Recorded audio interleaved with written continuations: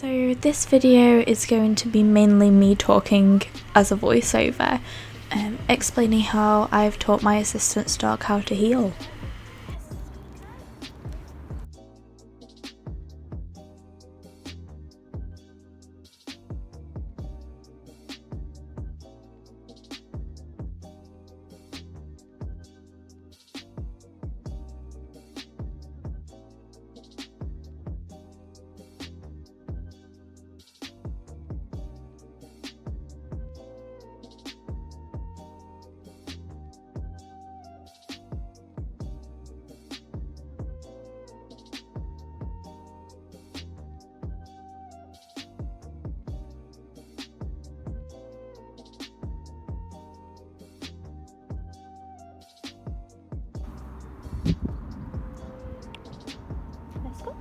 I hope you enjoyed my animation.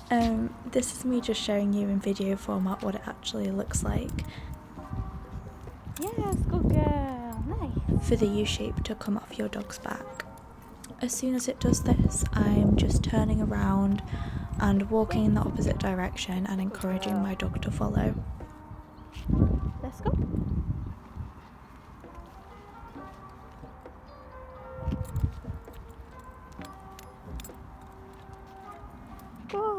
Good girl. What I'm demonstrating in this video is that my dog is able to recall from a stay position into the heel.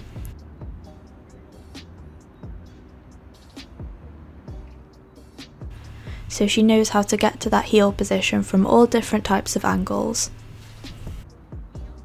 I say the word heel, but I also have a hand gesture so that I can ask her for heel without having to say anything. Here I'm just asking her for a downstay, and I'm going to recall her to my heel.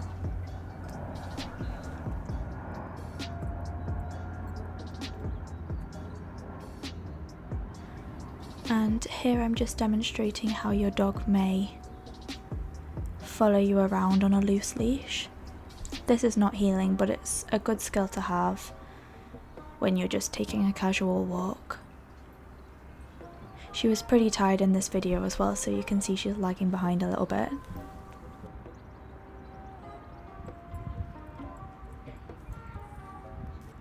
Here I'm demonstrating how your dog should be able to sit when you stop.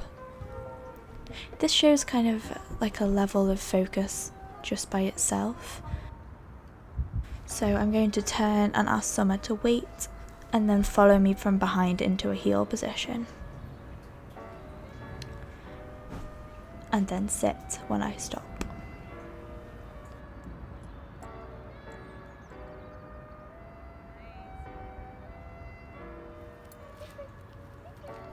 Summer's pretty good at this now, so she knows not to go ahead of me, so I was having to encourage her in these videos.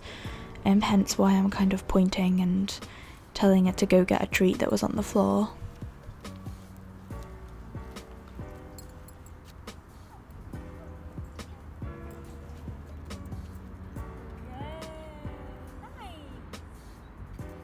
If you see Summer looking over at the bench at all, there was a group of teenagers with very young, excitable dogs, and they were trying to teach the dogs to roll over. Hence why Summer seems very distracted by them, and I thought this was a great training opportunity because it demonstrated how I use this in real life. You can see here she's very eager to go up to these dogs or greet them, completely distracted, and I encourage her back to me. She doesn't fully come to heel, so I take another turn. She sits nicely and focuses, so I give her a reward for that. And slowly through this, I'll decrease the distance between her and this distraction. And I'm turning again because she's very distracted, comes to heel nicely, and I reward her for giving me a focus. And maybe I push her a bit too far and she gets very distracted, so I do the same again. I continue doing this probably about 15 times until she properly starts to settle. This was maybe the 10th time that she had done this. She could go a bit closer and come back nicely.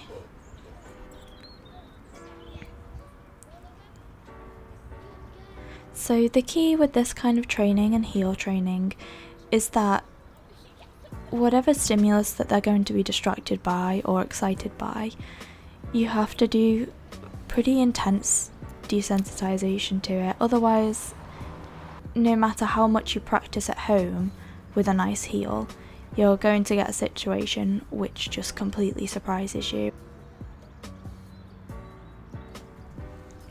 This, I'm not pulling on my dog's collar, I'm not doing anything drastic, I'm not giving her any corrections, I'm simply teaching her that the thing that gets her food in this situation is for her to follow me in a particular position.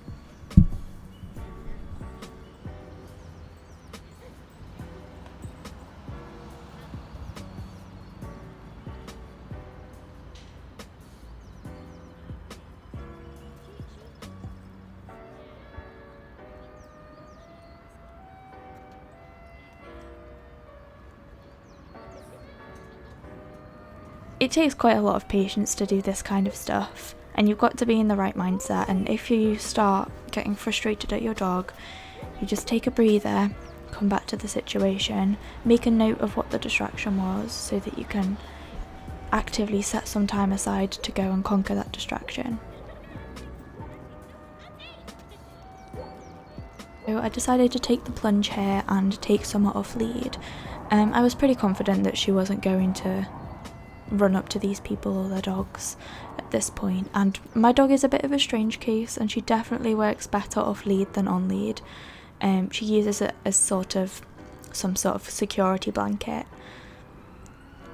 Also, all of these noises that are going off in the background, they're not side effects, they're noises from the actual video clip. It was a really high distraction environment for her.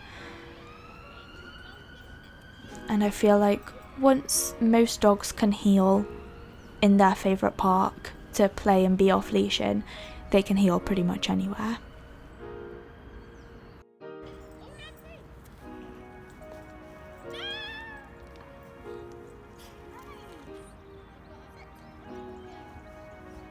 I think it's important to remember that no matter what techniques or tools that somebody recommends to you and your dog, you have to find what works best for you. You know, my dog works best in this situation.